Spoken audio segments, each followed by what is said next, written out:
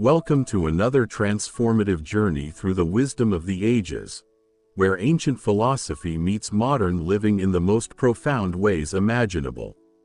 Today we're diving deep into one of history's most influential works, a collection of letters so powerful that they've guided emperors, entrepreneurs, and everyday people for nearly 2,000 years. These aren't just words on a page. They're life-changing principles that will reshape how you think about success, failure, happiness, and everything in between. So settle in, because what you're about to discover might just be the missing piece in your personal development journey. Lucius Annaeus Seneca, a man who lived through some of the most tumultuous times in Roman history, wrote these letters not as abstract philosophical treatises, but as deeply personal guidance to his young friend Lucilius. Imagine having a wise mentor, someone who has experienced the highest peaks of success and the lowest valleys of despair, writing to you personally about how to live a good life. That's exactly what these letters represent. Seneca wasn't some ivory tower philosopher disconnected from reality. He was a senator, a playwright, an advisor to Emperor Nero, and one of the wealthiest men in Rome. He knew power, he knew politics, and he knew the seductive dangers of material success. Yet through all of this, he maintained a philosophical practice that kept him grounded, resilient, and at peace. The beauty of Stoic philosophy, as Seneca presents it, is its practicality. This isn't about retreating from the world or denying yourself pleasure. It's about understanding what truly matters, developing unshakable inner strength, and learning to find tranquility regardless of external circumstances. In our modern world, where we're constantly bombarded with messages telling us we need more, we need to be more, we need to achieve more, Seneca's wisdom offers a refreshing alternative. He teaches us that true wealth isn't measured in bank accounts, true success isn't measured in titles or achievements, and true happiness doesn't come from external validation. Let's begin with one of Seneca's most fundamental insights, the nature of time. In several of his letters, Seneca addresses what he considers humanity's greatest failing, the way we waste our most precious resource. He writes to Lucilius with urgency, reminding him that we act as if we'll live forever, postponing what matters most while frittering away hours on meaningless pursuits. Think about your own life for a moment. How often do you say you don't have time for the things that truly matter?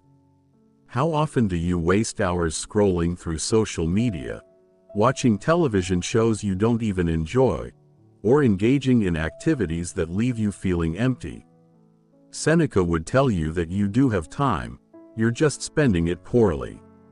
The Stoic approach to time management isn't about cramming more productivity into your day or hustling harder.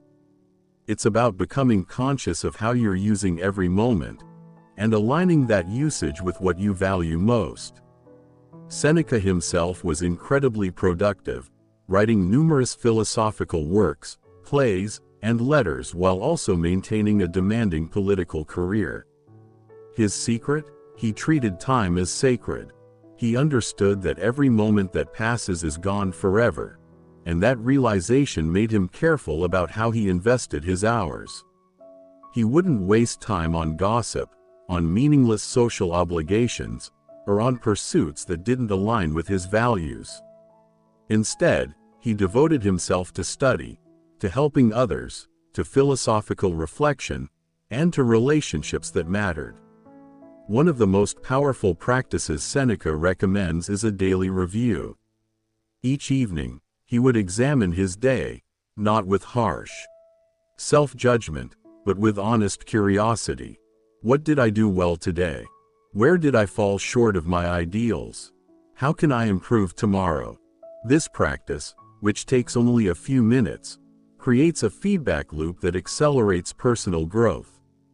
You become more conscious of your patterns, more aware of your triggers, and more intentional in your responses. Modern psychology has validated this ancient practice. showing that self-reflection significantly improves decision-making, emotional regulation, and goal achievement. Yet how many of us actually do it? We rush from one day to the next, never pausing to extract the lessons from our experiences. Seneca also teaches us about the art of presence. In our age of constant distraction, this wisdom is more relevant than ever. He observed that most people are never truly where they are. They're either dwelling on the past with regret or anxiety, or projecting into the future with hope or fear. Meanwhile, the only moment they actually have, the present, slips through their fingers unnoticed. The Stoics weren't advocating for ignoring the past or failing to plan for the future. Rather, they were pointing out that the past is beyond our control and the future is uncertain. The only moment we can actually influence is right now. When you're with your family, are you truly present, or is your mind at work? When you're at work, are you focused on the task at hand, or are you worried about personal issues?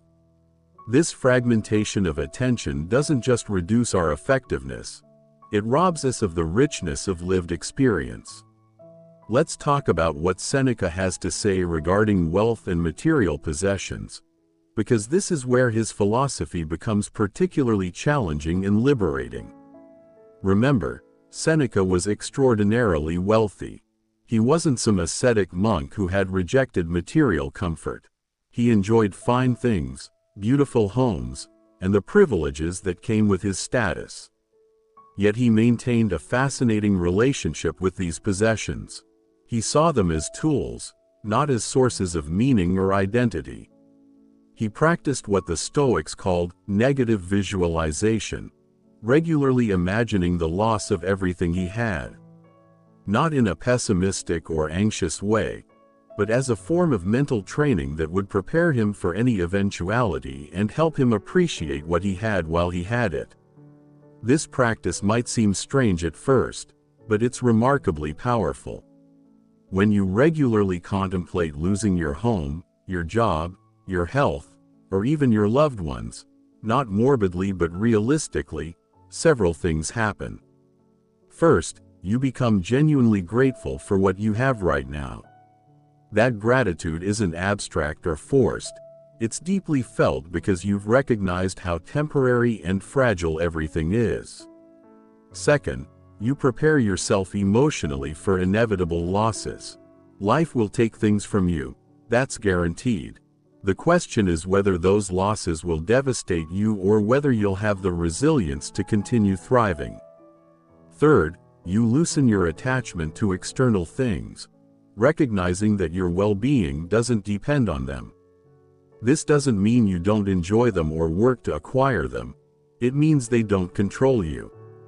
Seneca tells a story about attending a luxurious feast and then coming home to eat a simple meal of bread and water, sleeping on a hard bed instead of his comfortable mattress.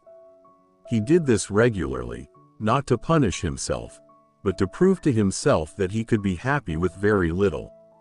This gave him tremendous freedom. When you know you can be content with less, you stop being controlled by the fear of losing what you have. You stop making decisions based on protecting your comfort.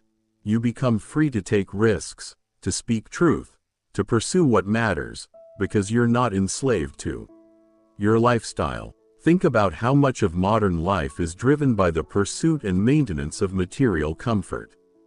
We stay in jobs we hate because we need the paycheck. We avoid risks because we might lose what we have. We measure our worth by our possessions, our home, our car, our clothes. And we're constantly anxious because these things are so fragile, so temporary, so dependent on factors beyond our control. Seneca offers a radical alternative. What if your sense of security didn't come from external things but from your own character, your own resilience, your own inner resources?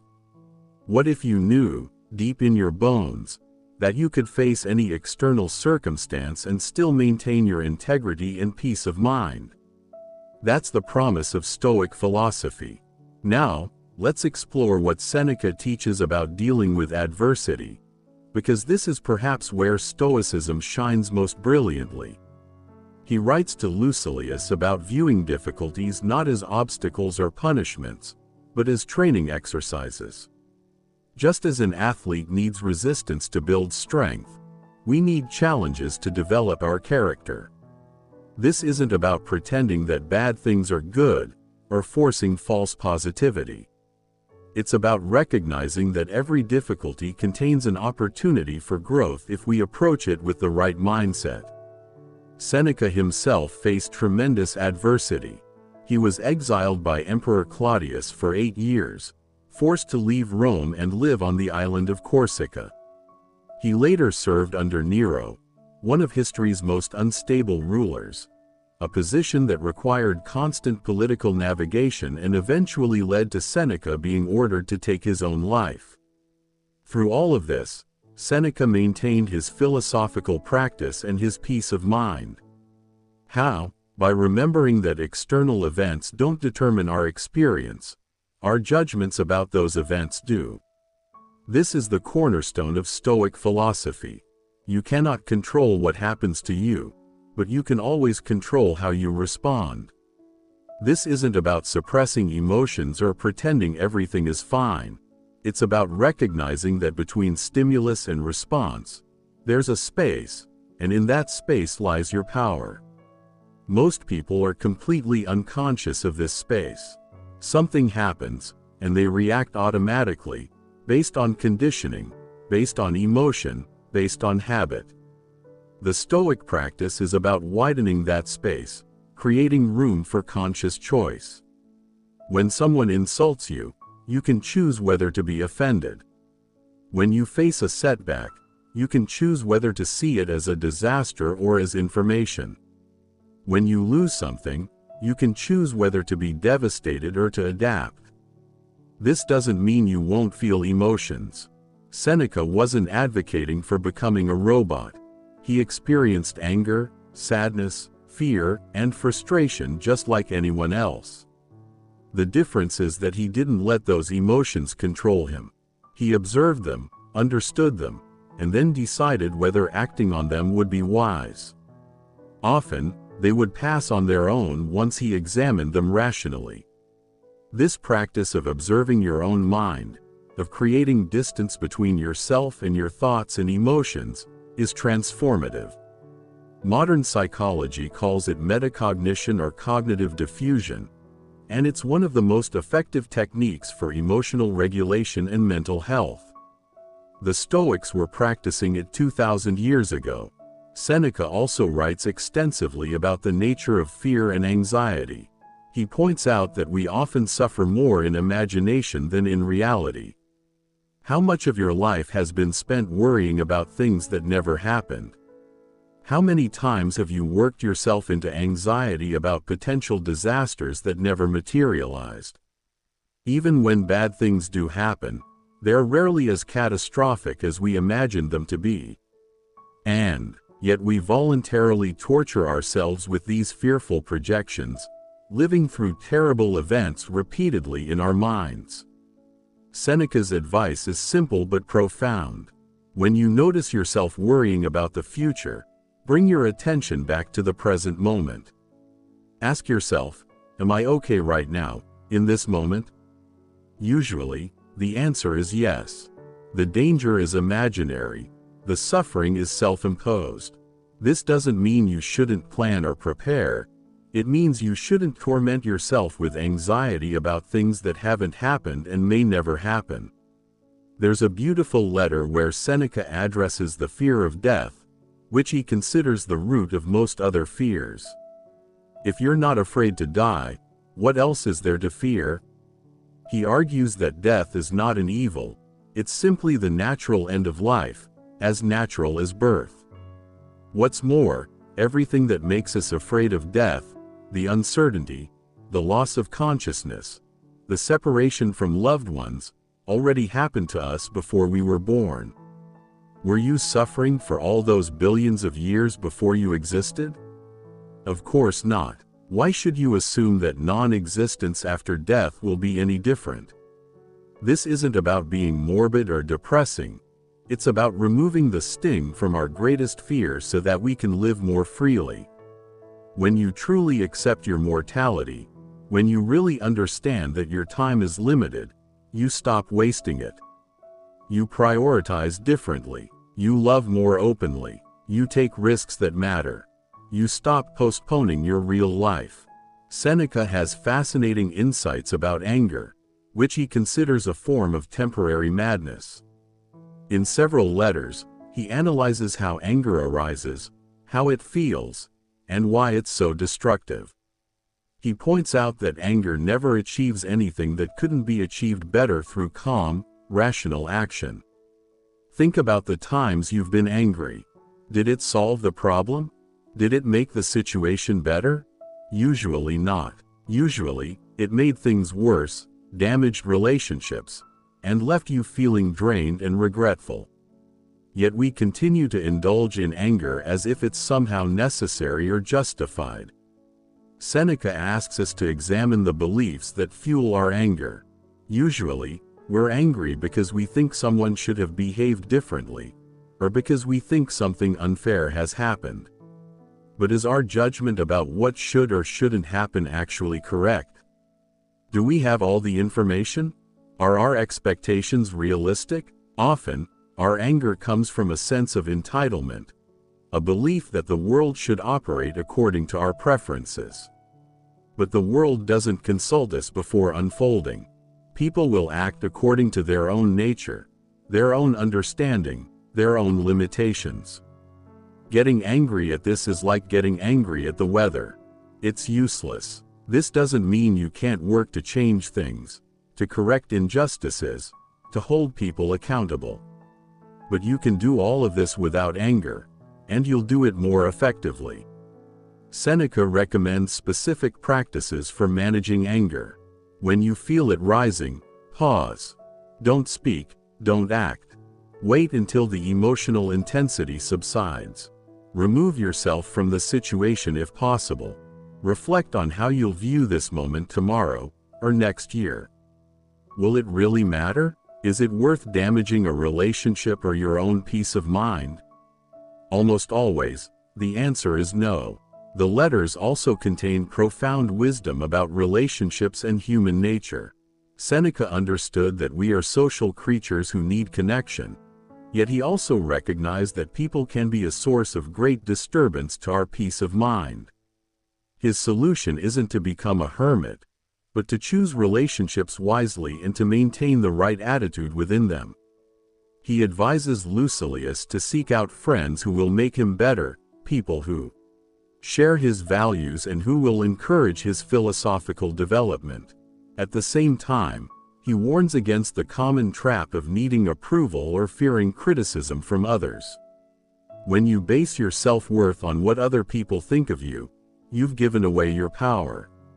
Their opinions will fluctuate based on mood, misunderstanding, jealousy, or their own issues. You cannot control what they think, so why make it the foundation of your well-being? This is liberating advice in our age of social media, where we're constantly seeking validation through likes, comments, and shares. We present curated versions of ourselves, anxiously monitoring how others respond. We feel crushed by criticism and temporarily elated by praise, riding an emotional roller coaster driven by people who barely know us. Seneca would say this is madness. He would ask, do you know yourself to be a good person, striving to live according to your values? Then what does it matter if others misunderstand you or judge you harshly? Their judgment says more about them than about you. This doesn't mean you should ignore all feedback or become arrogantly dismissive of others' perspectives. It means you should have an internal standard, based on wisdom and virtue, and measure yourself against that rather than against the fluctuating opinions of the crowd. Seneca also writes about the importance of solitude and self-reflection. He himself would regularly retreat from the busyness of Rome to think, write, and recharge. He understood that constant social interaction, even with good people, can be draining and can pull us away from ourselves. We need time alone to process our experiences, to reconnect with our values, to hear our own thoughts. In our hyperconnected world, we've almost eliminated solitude from our lives. We're constantly plugged in, constantly available, constantly consuming other people's thoughts and opinions through our devices. When was the last time you spent a significant period in genuine solitude, with no phone, no entertainment, just you and your own mind? For many people, this prospect is terrifying. They've become strangers to themselves. Seneca would say this is a dangerous state. How can you live your life if you don't know who you are, what you value, what you think?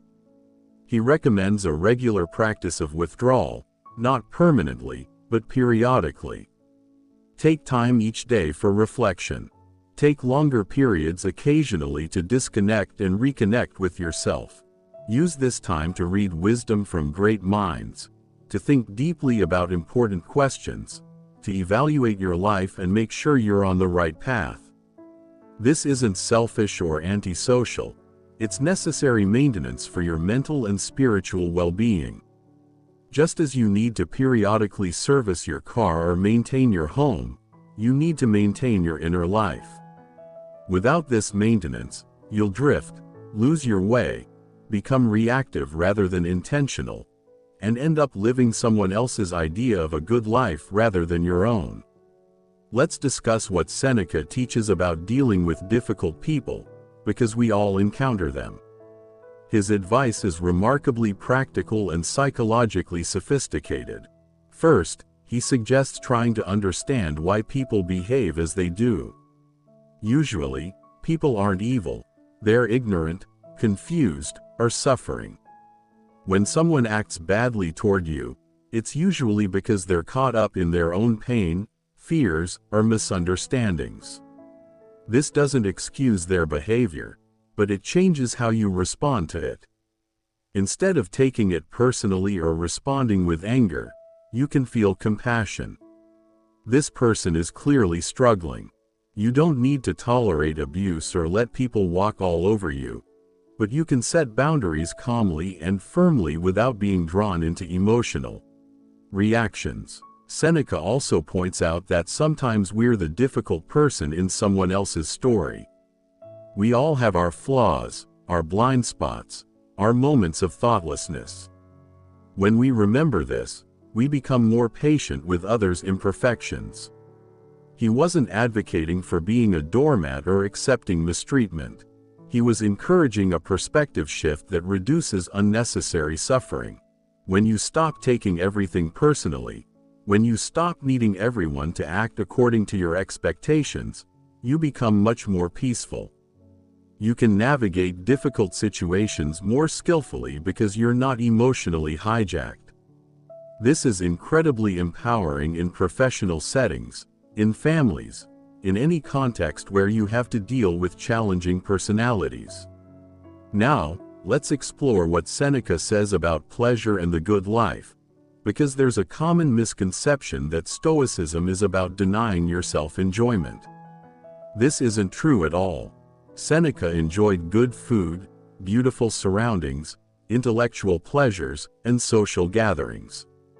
The difference is that he didn't depend on these things for his happiness, and he didn't pursue them compulsively or excessively. He understood that pleasure is like salt on food. It enhances life but shouldn't be the main ingredient. When you make pleasure your primary goal, you end up perpetually disappointed because pleasures are fleeting by nature. The delicious meal ends, the vacation concludes, the exciting experience becomes ordinary through repetition. You're always chasing the next thing, never satisfied, always feeling like something is missing. The Stoic alternative is to find contentment in virtue, in living according to your values, in the exercise of your rational faculties, in meaningful contribution. These sources of well-being are much more stable and sustainable than pleasure. They're also within your control, unlike external pleasures which depend on circumstances, money, health, and luck. This doesn't mean you reject pleasure when it comes your way. Enjoy the good meal, savor the beautiful sunset, appreciate comfortable surroundings. But hold these things lightly. Don't let your happiness depend on them. Don't let their absence make you miserable. Cultivate the ability to be content regardless of circumstances, and then anything pleasant that comes along is a bonus. Seneca shares a powerful practice, regularly living as if you've already lost everything, experiencing the simplicity and freedom of having nothing to protect. He found that after doing this, returning to his normal life, he appreciated everything more and held it less tightly. He was using his possessions rather than being used by them. He was enjoying his wealth without being enslaved to it. This is the Stoic ideal, engaged with life, enjoying its pleasures, but internally free, not dependent on circumstances for your well-being. Imagine how liberating this is. You can pursue ambitious goals without being attached to specific outcomes. You can enjoy success without fear of losing it. You can face failure without devastation. You're resilient, adaptable, and fundamentally okay regardless of what happens.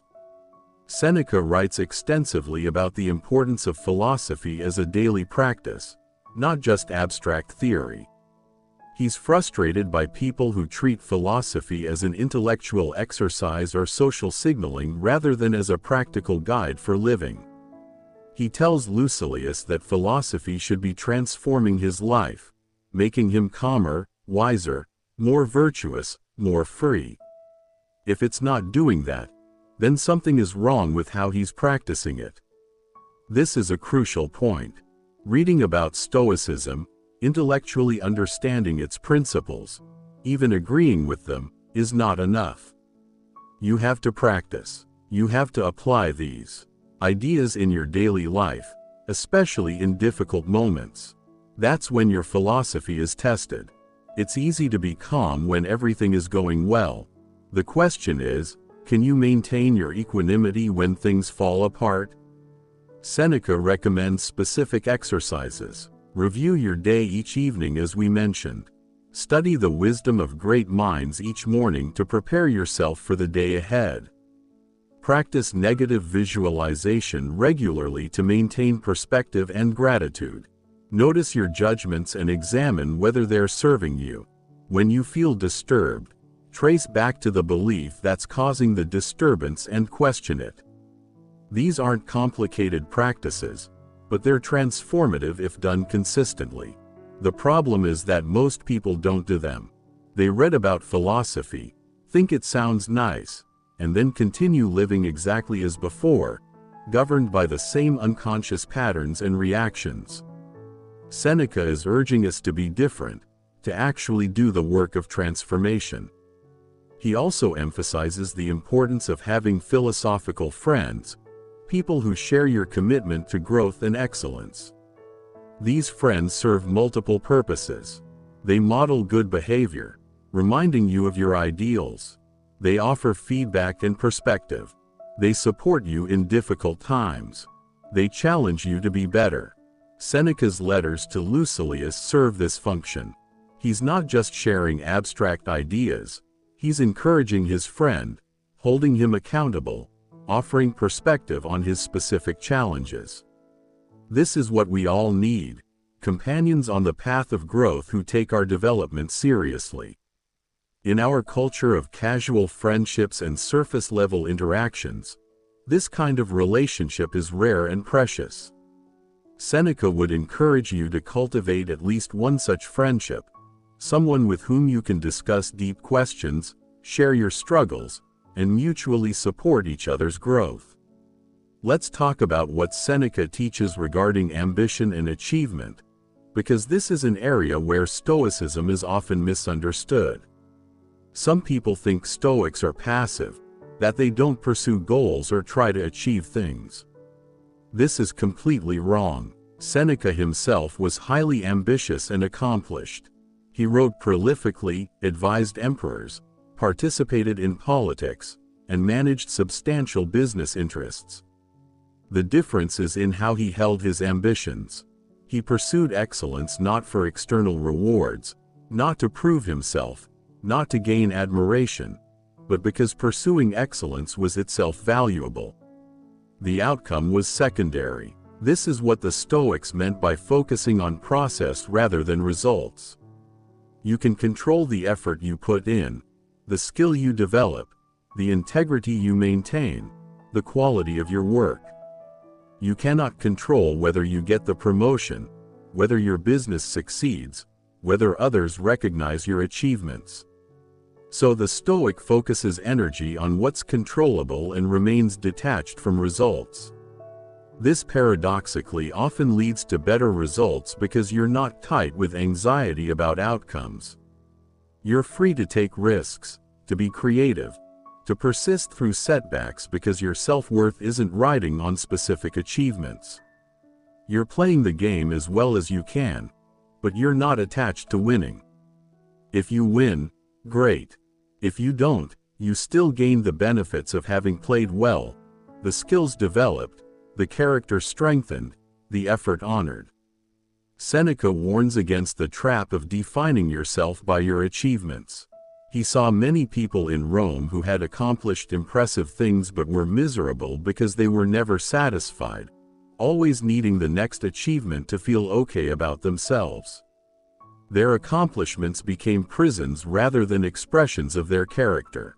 He contrasts this with the person who pursues excellence for its own sake, who finds satisfaction in the effort itself, who values the journey over the destination. This person is free. They can fully engage with ambitious projects without being enslaved to them. They can fail without being crushed because their sense of worth isn't dependent on success. They can succeed without becoming arrogant because they recognize that outcomes depend on many factors beyond their control. This is particularly relevant in our achievement-obsessed culture where people burn themselves out chasing goals that, even when achieved, don't deliver the satisfaction they promised. How many successful people do you know who are unhappy, anxious, always feeling like they need to do more? How many people have achieved everything society told them to achieve, the degree, the career, the house, the family, and still feel empty? Seneca would say they've been pursuing the wrong things, or pursuing the right things for the wrong reasons. The solution isn't to stop pursuing goals, it's to shift your relationship with them. Pursue them from a place of fullness rather than emptiness, from love of the craft rather than need for validation, from commitment to excellence rather than fear of being inadequate. Seneca has profound things to say about suffering and how to bear it. He doesn't minimize pain or pretend that difficulties aren't real. He acknowledges that life contains genuine hardships, loss, illness, disappointment, grief. But he insists that we make our suffering worse through our judgments and resistance. When something painful happens, we have the pain itself, and then we have all the mental suffering we add to it. The stories about how unfair it is, the catastrophizing about what it means for the future, the self-pity, the comparing ourselves to others who seem to have it easier, the bitterness and resentment. This second layer of suffering is optional. It's created by our minds, and it can be removed through awareness and practice. The Stoic approach to suffering is acceptance, not passive resignation, but clear-eyed acknowledgement of reality as it is. This happened. I don't like it, but it happened. Fighting against reality in my mind doesn't change it. It just adds mental suffering to the situation. So I accept what is, and then I focus on responding as well as possible. What can I do now? What's within my control? How can I grow from this? This attitude transforms suffering from something meaningless and crushing into something that can actually make you stronger. As Nietzsche said, what doesn't kill you makes you stronger. Though Seneca would add that it only makes you stronger if you approach it with the right mindset. Otherwise it just damages you. Seneca shares his own experiences with illness and physical pain to illustrate these principles.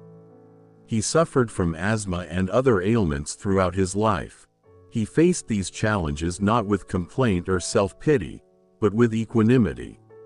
He observed his symptoms without adding mental suffering to the physical discomfort. He recognized that his body was subject to natural processes beyond his complete control.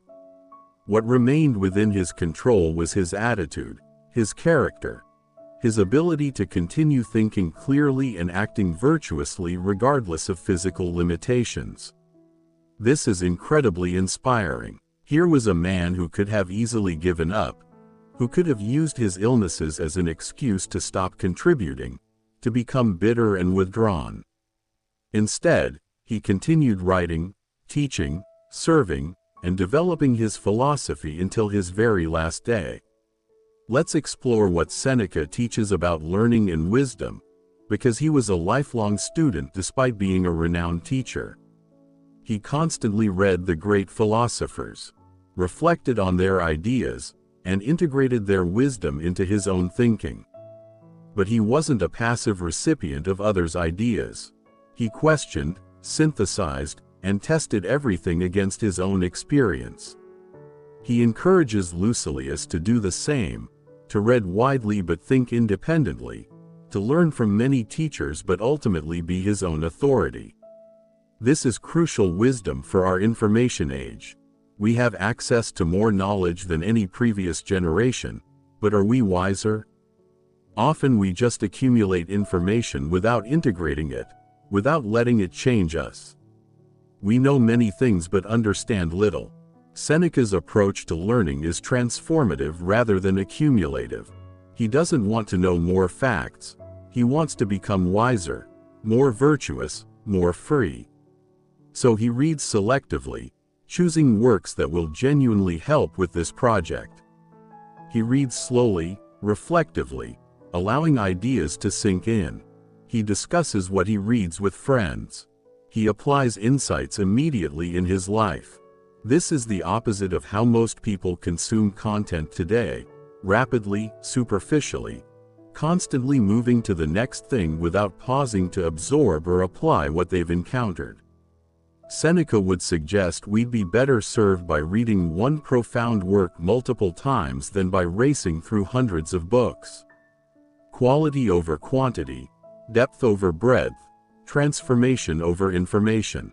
He also writes about the importance of thinking for yourself rather than simply accepting conventional wisdom. Just because many people believe something doesn't make it true. Just because something has always been done a certain way doesn't make it right. He lived in a society with slavery, extreme inequality, brutal entertainments, and rampant corruption. It would have been easy to accept these as normal and inevitable. But Seneca questioned them. He wrote about the fundamental equality of all humans regardless of social status. He criticized the gladiatorial games as barbaric. He lived with integrity in a corrupt system. He didn't accept things just because everyone else did.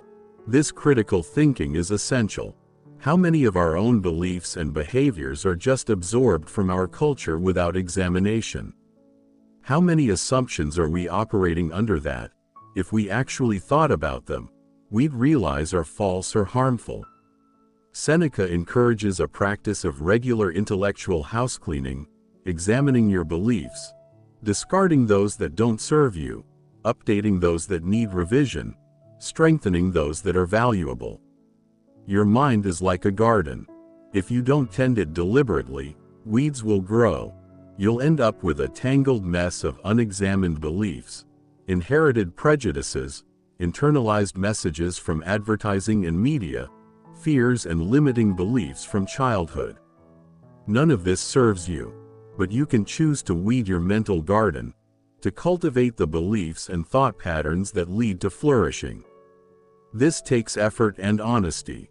You have to be willing to question even your most cherished beliefs, to admit when you're wrong, to update your thinking based on new information or perspective.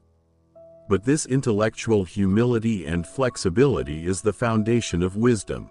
Now let's discuss what Seneca teaches about virtue, which for the Stoics was the highest good and the only true source of happiness. When we hear the word virtue today, we often think of moral righteousness or sexual purity. That's not what the Stoics meant. For them, virtue meant excellence of character, specifically wisdom, courage, justice, and self-discipline. These four cardinal virtues encompass everything necessary for living well. Wisdom is the ability to see reality clearly and make good decisions. Courage is the strength to act rightly despite fear, difficulty, or social pressure. Justice is treating others fairly and contributing to the common good. Self-discipline is mastery over your impulses and desires. According to Stoic philosophy, if you cultivate these qualities, you will be happy regardless of external circumstances. This is a radical claim. Seneca is saying that your well-being doesn't depend on having money, health, success, or anything external. It depends entirely on your character. A virtuous person, a person of excellent character, will find ways to be content and even joyful in any circumstances. They won't be happy because everything is going well. They'll be happy because they're living in alignment with their values, because they're handling life skillfully, because they have nothing to be ashamed of. This is a much more stable foundation for happiness than circumstances, which are always changing and largely beyond our control. You can lose your money, your health, your reputation. You cannot lose your character unless you choose to abandon it. Seneca gives practical examples of what this means. Imagine you're faced with a business decision where you could make a lot of money by doing something unethical. The person focused on external goods might rationalize the unethical action because the money is so appealing. But the person focused on virtue recognizes that no amount of money is worth compromising their integrity. They might have less money, but they'll have peace of mind. They'll be able to look at themselves in the mirror with respect. They won't be haunted by guilt or fear of being discovered. Which person is truly better off? Or imagine you're facing a difficult situation where speaking the truth might cost you professionally but lying would protect you. The virtuous person speaks the truth, accepting the consequences, while the person focused on external goods lies and then has to live with the anxiety and shame of having betrayed their values. This might sound idealistic or naive. After all, don't good people suffer while bad people sometimes prosper? Seneca acknowledges this apparent injustice but insists on a crucial distinction. The bad person might have external prosperity, but they don't have internal prosperity. They're governed by their appetites and fears. They're constantly anxious about maintaining what they have or getting what they want. They can't trust anyone because they know they themselves are untrustworthy. They have no real friendships because they use people rather than valuing them. Their success is hollow. Their pleasures are fleeting, and deep down they despise themselves. Meanwhile, the virtuous person might face external difficulties, but they have something infinitely more valuable: self-respect, genuine relationships, peace of mind, a sense of meaning, and the deep satisfaction of living with integrity. Seneca would ask you to consider your own life. When have you been truly happy? Probably not when you acquired something or achieved some external goal. Those moments feel good temporarily, but they fade. Real happiness, deep satisfaction, comes from moments when you've acted with integrity, when you've overcome a challenge, when you've helped someone, when you've persevered through difficulty, when you've been true to yourself despite pressure to compromise. These are the moments that create lasting fulfillment because they're about who you're becoming, not about what you're acquiring. This is what the Stoics understood that our consumer culture tries to obscure. You can't buy happiness. You can only cultivate it through the development of your character. Let's talk about Seneca's perspective on education and what it means to be truly educated. He distinguishes sharply between learning facts and developing wisdom. You can memorize vast amounts of information and still be foolish. You can have multiple degrees and still make terrible life decisions. Real education, according to Seneca, is transformation of character. It's learning to think clearly, to act wisely, to live well. This kind of education doesn't end when you finish school. It's a lifelong project. Every day offers opportunities to learn, to grow, to become wiser. The person who stops learning, who thinks they already know everything they need to know, has already begun to decline regardless of their age. Seneca was particularly critical of the educational system of his time, which focused on rhetoric and persuasion rather than wisdom and virtue. Students learned how to argue convincingly but not how to live well. They could recite poetry and philosophy but hadn't let these teachings change them. The same critique applies to much of modern education. We train people to perform tasks, to pass tests, to acquire credentials, but we don't teach them how to think critically, how to live ethically, how to find meaning, how to be happy. We produce skilled workers who are often anxious, dissatisfied, and directionless. Seneca would say this is backwards. The priority should be developing wisdom and character. Everything else is secondary. He recommends a curriculum focused on practical philosophy, the kind that addresses real questions about how to live. How should I spend my time? What kind of person do I want to be? What really matters? How should I handle difficulty? What do I owe to others? These are the questions that determine whether your life goes well or poorly. Yet most educational systems barely touch them. Instead, we're taught that success means getting good grades, getting into a good college, getting a good job, making good money, and acquiring possessions. But none of these external achievements will make you happy if you haven't developed wisdom and character. Seneca saw countless wealthy, successful, educated people in Rome who were miserable because they had never learned what truly matters. The alternative he offers is self-directed education focused on transformation. Read the great wisdom traditions, not to show off your knowledge but to change your life. Reflect deeply on what you read. Discuss these ideas with thoughtful friends. Most importantly, practice. Apply the insights immediately. When you read about managing anger, watch for anger in yourself that very day and practice responding differently. When you read about gratitude, pause to feel genuinely grateful for what you have.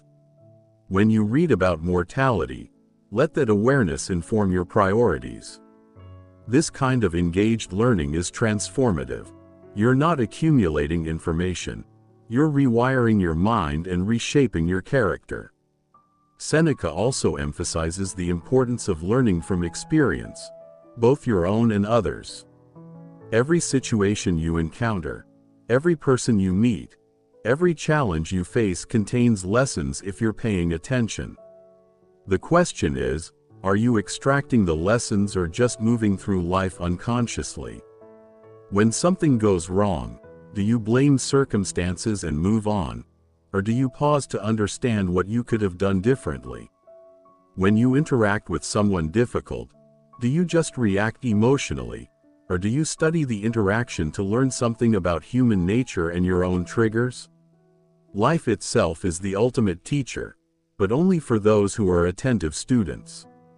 Most people repeat the same mistakes for decades because they never pause to learn from them. Let's explore what Seneca says about simplicity in the good life. He advocates for voluntary simplicity, not as deprivation but as liberation. Our culture constantly pushes us toward more possessions, more experiences, more achievements, more everything. But Seneca observed that this pursuit of more doesn't lead to satisfaction. Instead, it creates a treadmill where you're always chasing the next thing, never content, always feeling like happiness is just around the corner once you get that next thing. The alternative is to deliberately simplify, to reduce your wants rather than constantly trying to increase your means. When you have fewer desires, you're easier to satisfy. When you need less, you have more freedom. When you own fewer things, you have less to maintain, less to worry about, less to protect. This doesn't mean living in poverty or denying yourself everything. It means being thoughtful about what you really need and value, and letting go of the rest. It means distinguishing between needs and wants, between what will genuinely improve your life and what you desire merely because culture tells you to want it.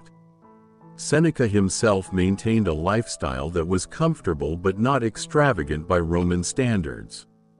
He could have lived far more lavishly given his wealth, but he chose not to because he recognized that luxury tends to enslave rather than liberate. The more accustomed you become to luxury, the more you need it, the more you fear losing it, the more time and energy you devote to maintaining it.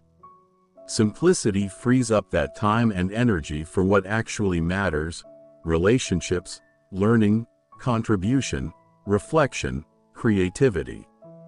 Think about your own life and how much time you spend acquiring, maintaining, organizing, protecting, and worrying about possessions. How much mental space is occupied by stuff? How much freedom would you gain by simplifying, by letting go of things you don't really need or use? Seneca invites us to experiment with this. Try living more simply for a period and see how it feels. You might discover that you're actually happier with less, that the things you thought were essential turn out to be unnecessary, that the freedom of simplicity is far more valuable than the burden of abundance. This is countercultural wisdom that becomes more relevant with each passing year as our lives become increasingly cluttered with possessions, commitments, information, and stimulation that don't actually serve us.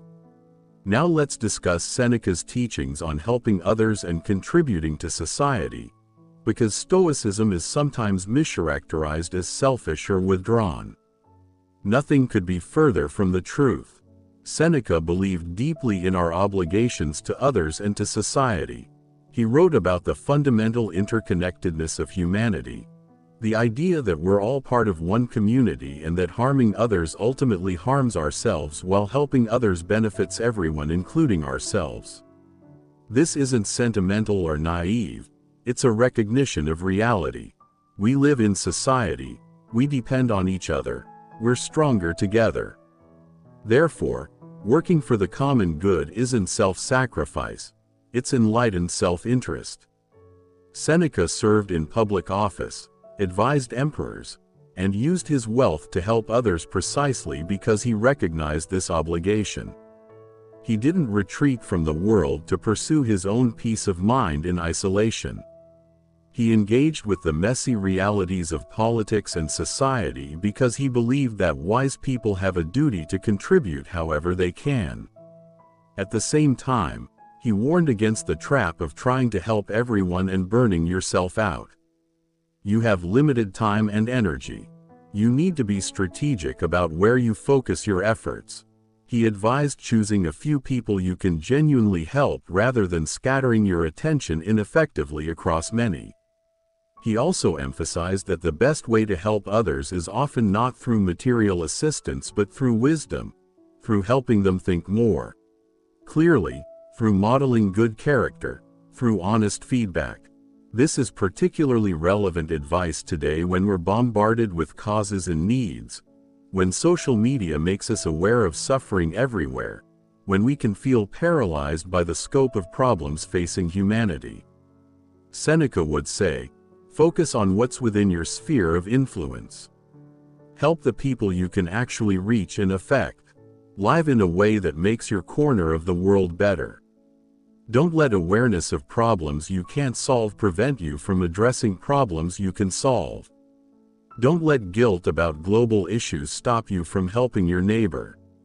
Start where you are, use what you have, do what you can.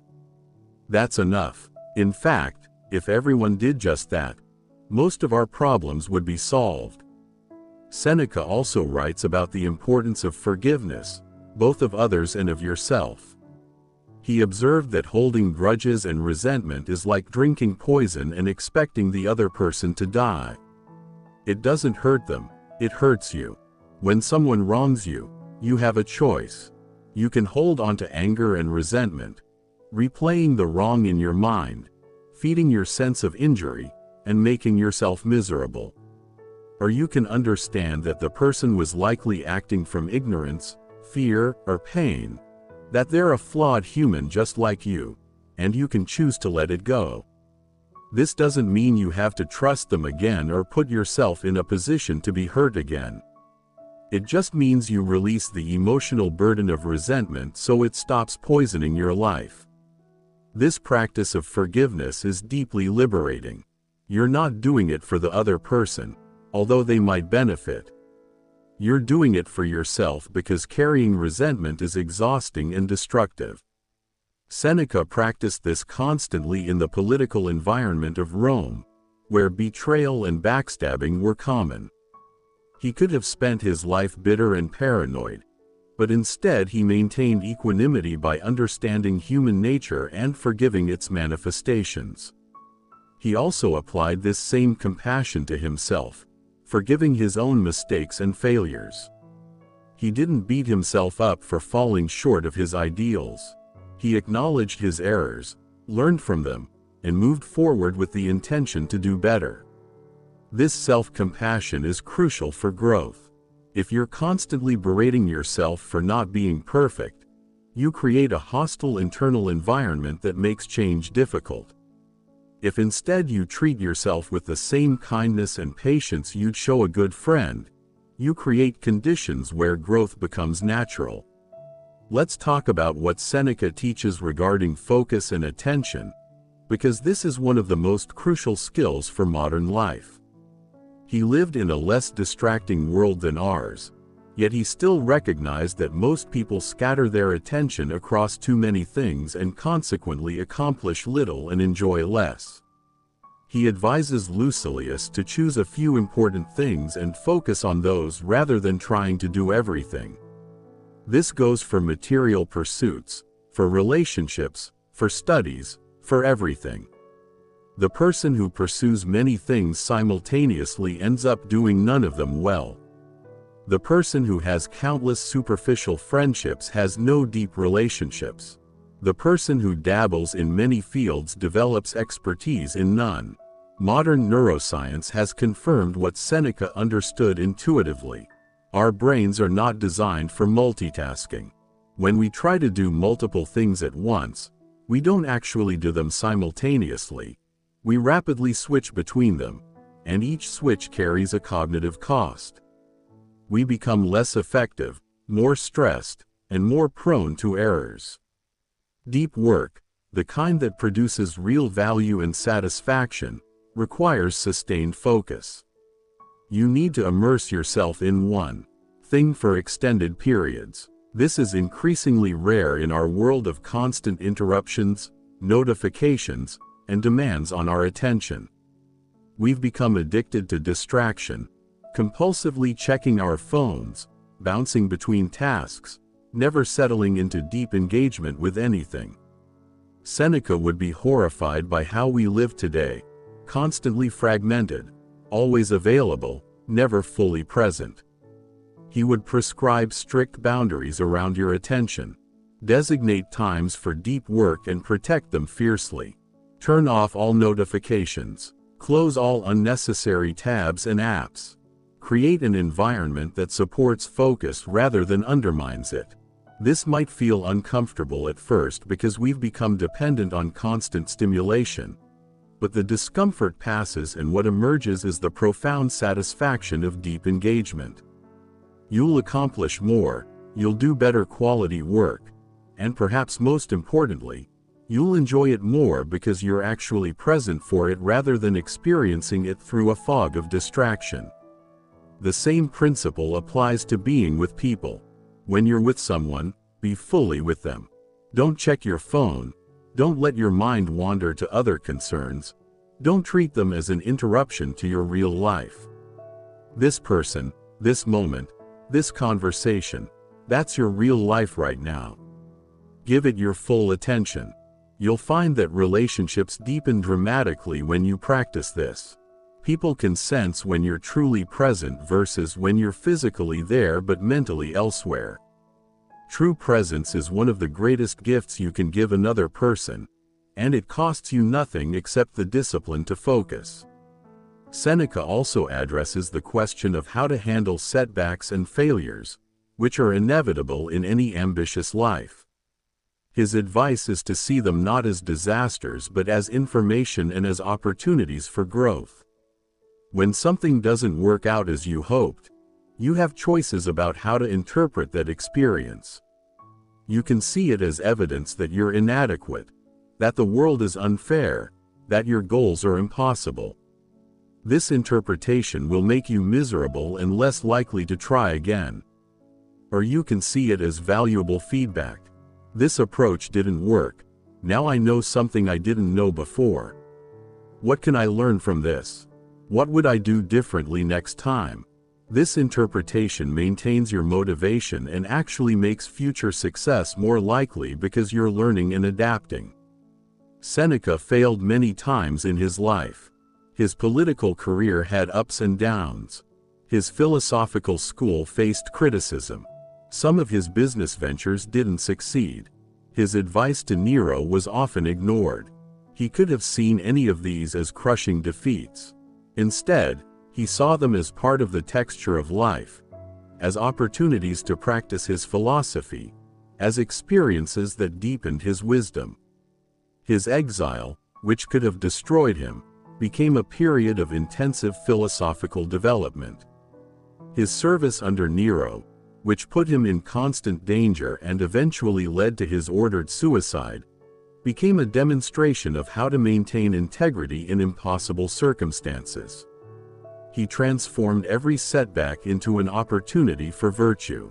You can do the same with whatever challenges you face. Lost your job? That's an opportunity to reassess what you really want to do, to develop new skills, to practice resilience. Relationship ended? That's an opportunity to understand yourself better, to heal old wounds, to clarify what you need in partnership. Health crisis? That's an opportunity to appreciate what you have, to discover your strength, to reorder your priorities. This isn't toxic positivity or denying that bad things are bad. It's recognizing that within every difficulty, there's potential for growth if you choose to find it. This choice, this reframing, is one of your superpowers as a human being. Circumstances happen to you, but the meaning you make of those circumstances is up to you. Let's explore what Seneca teaches about legacy and how we should think about death. Many people spend their lives trying to ensure they'll be remembered, building monuments to themselves through achievements, wealth, or fame. Seneca asks whether this makes any sense. After you're dead, you won't be around to enjoy being remembered. And realistically, even if you achieve fame, it's temporary. Give it a few generations and even the most famous people are forgotten. Except for a tiny handful of individuals, everyone who ever lived is now unknown. This will be your fate too, and there's nothing wrong with that. Trying to cheat mortality through fame is futile and distracts you from what actually matters, living well now, in the only life you actually have. This doesn't mean you shouldn't do important work or contribute to the world. It means you should do these things for their own sake, because you believe in them, because they align with your values, not because you're trying to be remembered. Do good work and let it speak for itself. Help people and let that be its own reward. Create things and release them without attachment to how they are received. This is true freedom, doing what's right and valuable without needing recognition, validation, or reward. Your motivation becomes intrinsic rather than extrinsic, making you far more resilient and satisfied. You're not dependent on others' opinions or on historical remembrance. You're complete in yourself, in the knowledge that you're living according to your values. Seneca's own relationship with death is instructive. He thought about it regularly, not morbidly but as a way of maintaining perspective and urgency. He knew his time was limited, as everyone's is, and that knowledge focused his efforts on what mattered. When Nero finally ordered him to commit suicide, Seneca met his death with remarkable composure. He spent his final hours discussing philosophy with friends, comforting his wife, and giving away his possessions.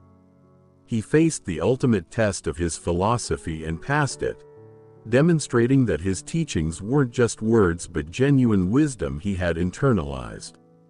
His example reminds us that how we live determines how we die, and that a life lived with wisdom and virtue prepares us to face even death with equanimity. Now let's discuss what Seneca says about the relationship between thought and emotion, because this is crucial for emotional well-being. The Stoics were the first to clearly articulate what cognitive psychology would rediscover 2,000 years later: that our emotions are not caused directly by events but by our thoughts about events. Something happens, we interpret it, and that interpretation generates emotion. This is liberating because it means we have far more control over our emotional lives than we typically realize. We can't always control events, but we can learn to examine and modify our interpretations, and in doing so, we can transform our emotional experience. For example, imagine someone cuts you off in traffic. If you interpret this as disrespectful aggression, as evidence that people are terrible, as a personal affront, you'll feel angry. But what if you interpret it differently? Maybe they didn't see you. Maybe they're rushing to an emergency. Maybe they're just a confused driver having a bad day. Maybe it has nothing to do with you at all. These different interpretations lead to different emotions, perhaps mild annoyance or even compassion instead of rage. The event is the same, but your experience is dramatically different based on how you think about it. This is true for everything. Most of the time, your suffering comes not from what's happening but from your thoughts about what's happening. Seneca recommends a practice of examining the thoughts that generate your emotions. When you feel disturbed, pause and ask yourself, what am I telling myself about this situation? What assumptions am I making? Are those assumptions necessarily true? Is there another way to look at this? Often, you'll discover that you're making interpretations that aren't supported by facts, or that there are alternative interpretations that are equally valid but far less upsetting. This doesn't mean denying reality or forcing false positivity. It means being accurate in your thinking rather than automatically assuming the worst. It means questioning your narratives rather than accepting them uncritically.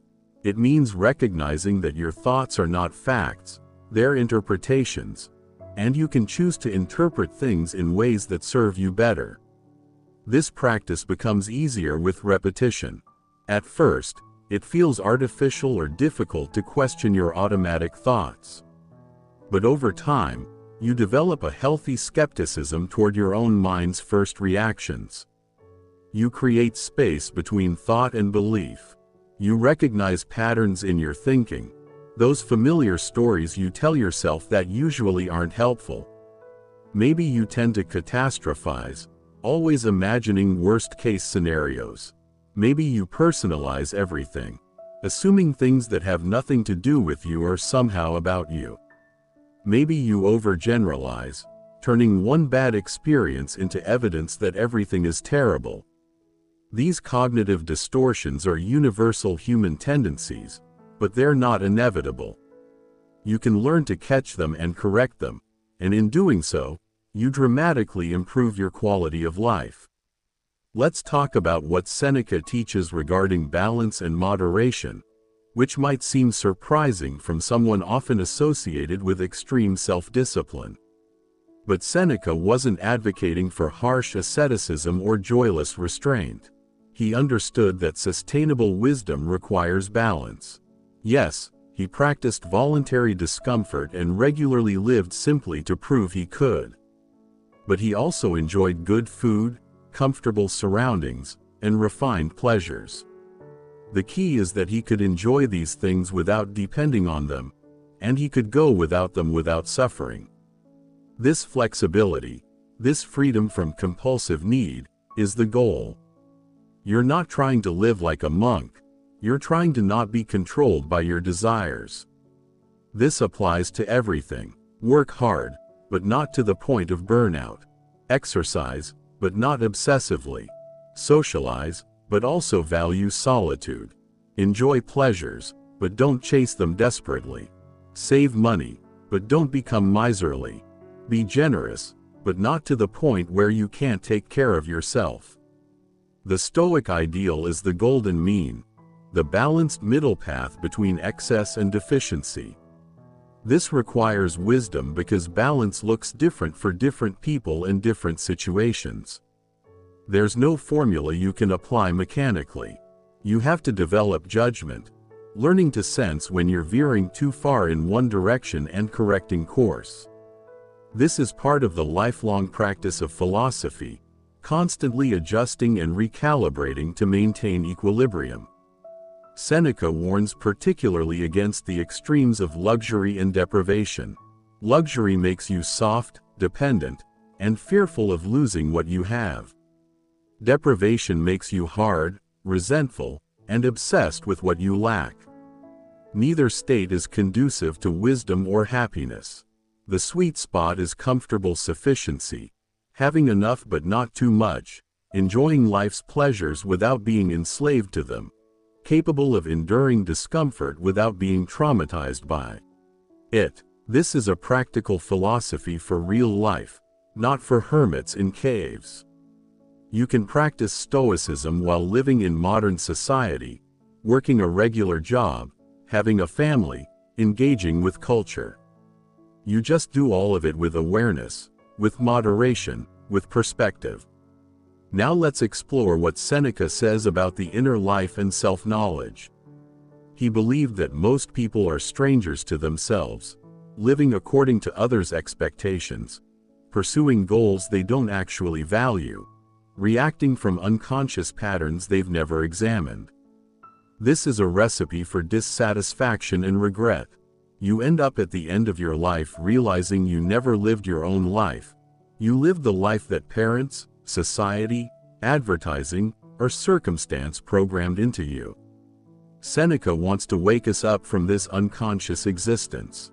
He wants us to examine ourselves deeply, to understand our values, our fears, our patterns, our authentic desires. Only with this self-knowledge can you live deliberately, making choices that align with who you actually are rather than who you think you should be. This process of self-examination requires courage because you might discover things about yourself that are uncomfortable. You might realize you've been lying to yourself about what you want. You might confront fears you've been avoiding. You might see patterns of behavior you're not proud of, but this discomfort is productive. It's the beginning of change. You can't address problems you won't acknowledge. You can't improve patterns you refuse to see. The examined life, as Socrates said, is the only one worth living. And examination requires honesty, curiosity, and a willingness to sit with discomfort rather than immediately distracting yourself from it. Seneca recommends practices for developing self-knowledge. Journaling is one of the most powerful. Writing about your experiences, your thoughts, your reactions forces you to slow down and reflect. It externalizes your inner life so you can look at it more objectively. You start to see patterns you wouldn't notice otherwise. You process experiences more thoroughly. You clarify your thinking. Many of history's wisest people, from Marcus Aurelius to countless modern thinkers, have maintained regular journaling practices precisely because of these benefits. It doesn't have to be elaborate or time-consuming. Even 15 minutes a day of honest writing can be transformative over time. Another practice Seneca recommends is seeking feedback from trusted friends. We have massive blind spots about ourselves. There are things about us that are obvious to everyone else but invisible to us. A good friend can be a mirror, reflecting back aspects of yourself you can't see. This requires humility and trust. You have to be willing to hear difficult truths without becoming defensive. You have to trust that the person is giving feedback from love, not from a desire to hurt you. But if you can create these relationships, they're invaluable for growth. Seneca emphasizes that this kind of honest friendship is rare and precious. Most relationships operate on pleasant superficiality, but a friend who will tell you hard truths, who cares enough about you to risk your displeasure by being honest, that's a treasure beyond price. Let's discuss what Seneca teaches about handling criticism and praise, because both can be destabilizing if you don't have the right mindset. When you receive criticism, there's a natural defensive reaction. Your ego feels threatened. You want to reject the criticism and defend yourself. But Seneca asks you to pause and consider whether the criticism might be valid. Is there truth in it? Even if it's delivered badly or with malicious intent, is there something you can learn from it? If the criticism is valid, then it's actually a gift, information that can help you improve. Thank the person, even if they weren't trying to help, and use the feedback. If the criticism is invalid, if it's based on misunderstanding or malice, then why should you let it disturb you? Someone being wrong about you doesn't change who you actually are. Let it go. Praise is actually more dangerous than criticism because it's seductive. We want to believe good things about ourselves, so we accept praise uncritically. But Seneca warns that if you become dependent on praise, you'll be controlled by whoever provides it. You'll modify your behavior to get more approval, gradually losing yourself in the process. You'll also be devastated when praise doesn't come or when criticism arrives instead. The alternative is to have your own internal standard. Know your values, know when you've lived up to them, and let that be enough. Praise is pleasant when it comes, but it's not necessary for your well-being. This internal validation is far more stable and reliable than external validation ever could be. This is particularly relevant in our social media age where we're constantly performing for audiences, measuring our worth in likes and followers, devastated by negative comments, and temporarily elated by positive ones. Seneca would look at this with horror. We've given away our peace of mind to strangers, letting random people's opinions determine how we feel about ourselves. This is insanity. He would urge you to delete the apps, step away from the performance, reconnect with your own standards and values, and find your worth there rather than in the fluctuating opinions of an audience. This doesn't mean you can't use social media. It means you don't let it use you. Don't let it determine your emotional state. Don't confuse online performance with actual life. Now let's explore what Seneca says about dealing with anxiety about the future. This is perhaps his most practical wisdom because anxiety is epidemic in modern life. We worry constantly about what might happen, playing out catastrophic scenarios in our minds, working ourselves into states of stress about problems that don't yet exist and may never exist. Seneca points out the absurdity of this. Why suffer in advance? If the bad thing you fear happens, you'll deal with it then. You'll find resources you don't know you have. You'll adapt and survive as humans always have. But right now, the thing hasn't happened. Right now, this moment, you're okay. The suffering you're experiencing is completely self-imposed, created by your imagination. His advice is simple but challenging to implement. When you notice yourself worrying about the future, bring your attention back to the present moment. Ground yourself in what is, not in what might be. Ask yourself, what actually needs my attention right now? Usually, there's something practical you can do, some small step you can take. Do that. Focus on what's within your control right now.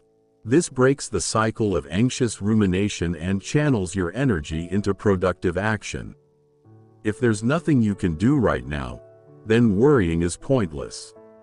It's just making you miserable without solving anything. Seneca also recommends the practice of premeditatio malorum, which we discussed earlier, contemplating potential misfortunes. This might seem counterintuitive. Isn't thinking about bad things that might happen exactly what creates anxiety? The difference is in how you do it. Anxious worry is vague, emotional, and repetitive.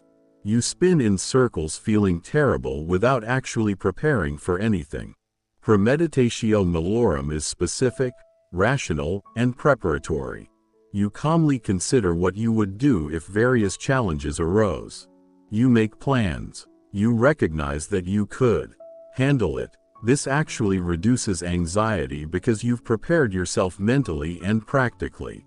You've removed the fear of the unknown. Instead of vaguely dreading some terrible future, you've looked at it clearly and realized you could cope. Let's talk about what Seneca teaches regarding gratitude and appreciation, which he sees as essential for happiness. He noticed that people tend to adapt quickly to positive circumstances, a phenomenon psychologists now call hedonic adaptation.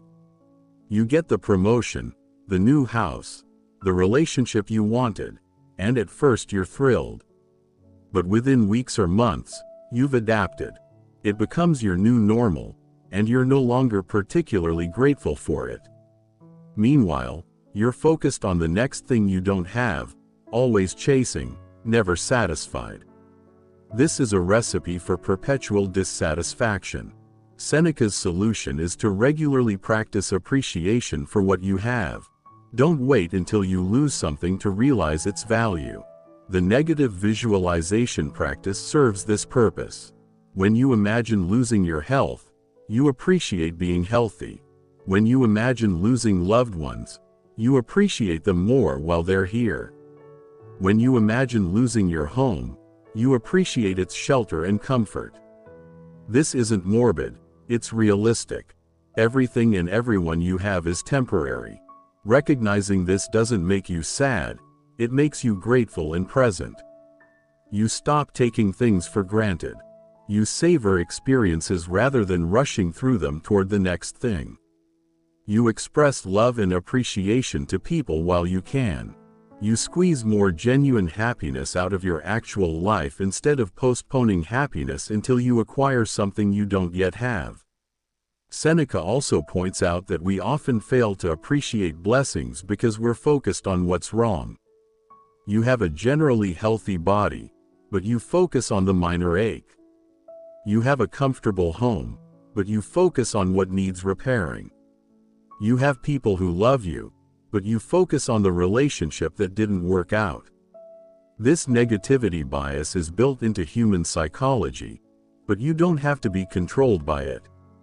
You can deliberately shift your attention to what's going well, to what you're grateful for, to the countless things that are right in your life. This isn't denial or toxic positivity. It's choosing to give appropriate weight to the positive rather than letting the negative dominate your awareness disproportionately. A simple practice Seneca might approve of is a daily gratitude reflection. Take just a few minutes each day, perhaps in the evening, to identify things you're grateful for. Be specific, not just, "I'm grateful for my family," but, "I'm grateful for the conversation I had with my daughter this morning, for her laugh, for the trust she showed in sharing something difficult with her." Not just, "I'm grateful for my health," but, "I'm grateful that my body carried me through this day, that I could walk, that I could taste my food, that my senses let me experience the world." This practice rewires your brain over time, making you naturally more attuned to positive aspects of life, which makes you both happier and more resilient. Now let's discuss what Seneca teaches about making decisions, because this is a crucial life skill that most people never formally develop. He observes that people often make decisions impulsively based on emotion, or they agonize endlessly unable to choose, or they let others decide for them. None of these approaches leads to good outcomes. The Stoic method is to use reason to evaluate your options against your values. What matters most to you? Which option best aligns with your values? Which choice will you be able to respect yourself for making? Often, the answer becomes clear when you frame the decision this way. You're not asking which option will make you feel good in the moment or which will avoid discomfort. You're asking which option is right, which is virtuous, which serves your long-term well-being and the well-being of others.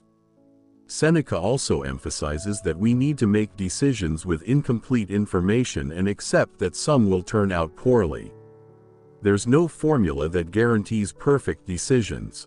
You do your best with the information you have, you make a choice aligned with your values, and then you commit to it. Agonizing endlessly won't improve the decision, it will just waste your time and energy. Make the best choice you can and move forward. If it turns out to be wrong, you'll learn from it and make better decisions in the future. This is how wisdom develops, through action, feedback, reflection, and adjustment. If you never decide, if you remain paralyzed by fear of choosing wrong, you learn nothing and accomplish nothing. He also warns against making important decisions while in the grip of strong emotion. When you're angry, anxious, euphoric, or grief-stricken, your judgment is compromised. You're likely to make choices you'll regret. The Stoic practice is to notice your emotional state and, if it's intense, postpone the decision if possible. Wait until you've calmed down and can think clearly. If you must decide immediately, at least acknowledge to yourself that your judgment may be impaired, and try to compensate by being extra cautious. This simple awareness can prevent countless bad decisions. How many times have you done or said something in anger that you wished you could take back? How many times have you made impulsive purchases or commitments in a moment of excitement that you regretted later? Emotional regulation and good decision-making are intimately connected. Let's explore what Seneca says about rest and renewal, because even this paragon of productivity and discipline understood the need for recovery. He wrote about taking time to rest the mind, to refresh yourself, to step back from constant striving. This isn't laziness or self-indulgence, it's maintenance. Your mind, like your body, needs rest to function optimally. If you push constantly without recovery, you'll burn out, and then you won't be able to function at all. Better to work intensely and then rest deliberately than to grind yourself down to exhaustion. Seneca himself would take breaks from his busy life in Rome, retreating to quieter locations to read, think, and recover his energy. This wisdom is particularly needed in our always-on culture where rest is often seen as weakness or where people brag about how little they sleep. This is madness. Study after study shows that sleep deprivation impairs judgment, creativity, emotional regulation, and physical health. Chronic stress without recovery leads to burnout, depression, and various health problems. You're not more productive when you're exhausted, you're less productive, making more mistakes, thinking less clearly, and probably making yourself and others miserable in the process. Seneca would tell you to be strategic. Work hard during your working hours, then genuinely rest. Don't half work while half resting, which is what most people do, checking email during family time, thinking about work when you're supposed to be relaxing. This gives you neither good work nor good rest. Instead, be fully engaged when you work and fully present when you rest. He would also remind you that rest doesn't mean just collapsing in front of the television or scrolling through social media. That's not restorative, it's just numbing. Real rest involves activities that genuinely refresh you, walking in nature, reading for pleasure, spending time with loved ones, pursuing hobbies, meditating, exercising in enjoyable ways. These activities restore your energy and enthusiasm. They reconnect you with what matters. They give your conscious mind a break so your subconscious can work on problems in the background. Some of your best insights will come not when you're frantically trying to solve something, but when you've relaxed and let your mind wander. This is why rest isn't a luxury. It's a necessity for anyone who wants to live and work at a high level over the long term. Now let's discuss what Seneca teaches about dealing with success, which can be as challenging as dealing with failure, perhaps more so. When things are going well, there are specific dangers you need to be aware of. Success can make you arrogant, making you believe you're special or that you did it all yourself, forgetting the role of luck, help from others, and favorable circumstances. Success can make you soft, removing challenges that kept you sharp and resilient. Success can make you fearful, giving you something to lose and making you cautious and protective when you should be bold. Success can distort your values, leading you to pursue more success for its own sake rather than because it serves meaningful purposes. Seneca watched countless people in Rome destroyed by success. They achieved wealth or power and then became unrecognizable, corrupted by their own achievements. He was determined not to let this happen to himself, which is why he maintained his philosophical practice even at the height of his success. He regularly reminded himself of impermanence, that everything he had could be lost. He practiced voluntary simplicity to prove he didn't need luxury. He reflected on his values to ensure he wasn't being corrupted. He remained grateful and humble, recognizing how much of his success was due to factors beyond his control. This kept him grounded and prevented success from destroying him as it destroyed others. You can apply these same practices. When you achieve something, certainly celebrate and feel good about it. But then return to normal. Don't let the achievement inflate your ego or change how you treat people. Don't let it make you afraid of trying new things because you might fail and tarnish your success. Don't let it become your entire identity so that you're lost if you lose it. Hold your achievements lightly, grateful to have them but not dependent on them for your sense of worth.